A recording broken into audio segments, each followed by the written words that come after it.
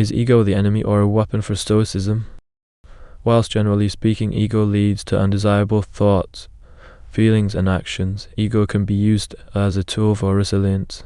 For example, loosely for mediations upon enduring a certain amount of suffering, you could say that you are fortunate to be the one to suffer so that you can learn from the experience and because you are better equipped to stay resilient through it.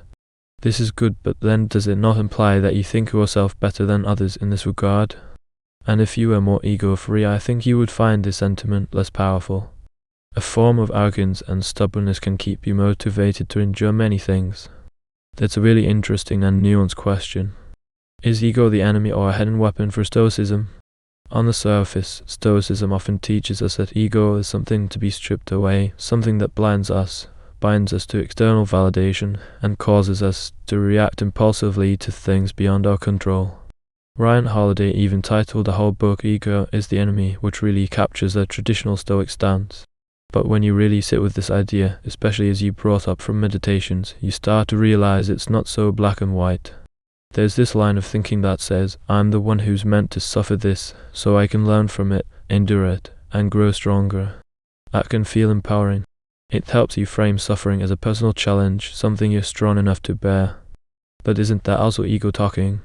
That little voice saying, I'm built differently, I can handle this. That confidence can be a survival tool, a source of strength. So maybe ego isn't inherently bad. It depends on how you use it. If your ego makes you feel superior to others or blinds you to your limitations, then yes, it becomes an obstacle to growth and clarity. But if it gives you the push to persevere, to carry on when everything feels heavy, then maybe it's not your enemy at all. Maybe it's part of your armor. That said, there's also something to be said about being ego-free. Without the ego, you might approach suffering not as something you conquer, but as something you simply accept. No need to prove yourself. No need to be better for having endured it. Just peace with reality as it is. That's a deeper kind of Stoicism, perhaps one rooted in humility rather than grit. So in the end, maybe ego is like a wild horse. It can trample you, or it can carry you far if you learn to ride it.